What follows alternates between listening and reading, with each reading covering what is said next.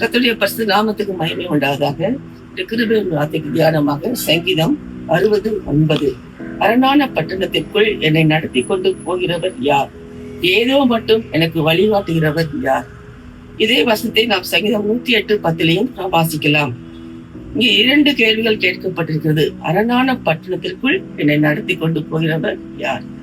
ஏதோ மட்டும் என்னை வழிநடத்துகிறவர் யார்? 2 கேள்விகள் கேட்கப்பட்டது. முதல் கேள்வியிலே அரணான பட்டணத்திற்குள் என்னை நடத்தி கொண்டு போகிறார். அரண் என்பது ஒரு பாதுகாப்பை குறிக்கிறது.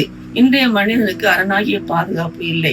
வியாதியின் நிமித்தம் மிகவும் கஷ்டங்கள், வேதனைகள், பில்லி சூன்யங்கள், பசுத்தாவின் கிரிகளின் நிமித்தம் வாழ்க்கை பாழாகின்றன.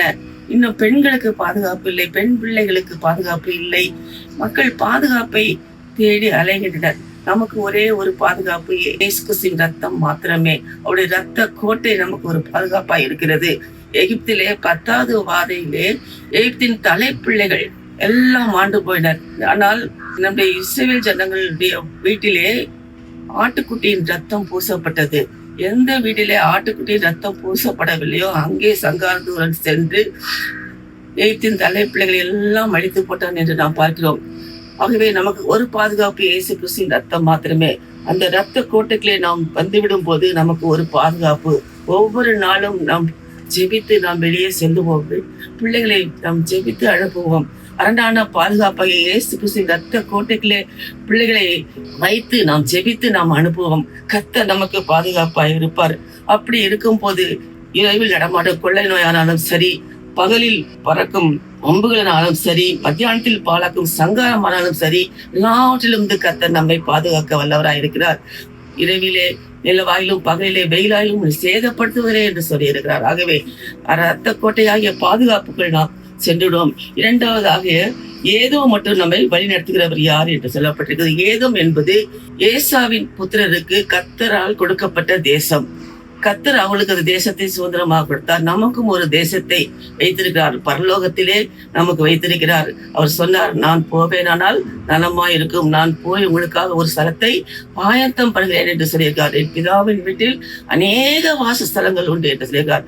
அப்படியாக நாம் பரலோகத்திற்கு செல்வதற்கு தேவன் நமக்கு ஒரு வழிகாட்டியாய் இருக்கிறார்.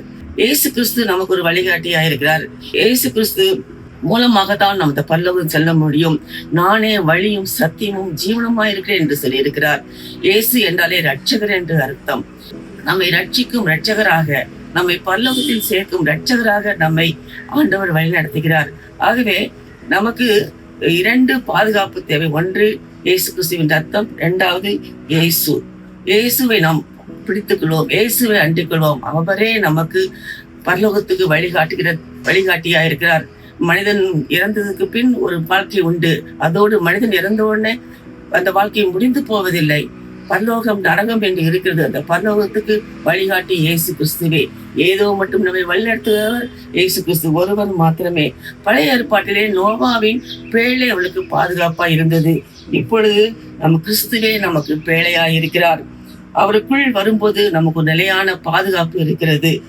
அவர் உங்களுக்கு அரணான பாதுகாப்பா இருந்து நம்மளை பரலோகம் சேர்க்கும் வரை நம்மை வழி நடத்துகிற தேவனாய் இருக்கிறார். அவருடைய போதனைகள், அவருடைய வார்த்தைகள் நம்மை வழிகாட்டுகிறது. அதை பிடித்துக் கொள்வோம். கர்த்தர் நமக்கு பாதுகாப்பா இருந்து நம்மை பரலோகத்தில் சேர்க்க, நித்தியத்தில் சேர்க்க வல்லவராய் இருக்கிறார். ஆமென்.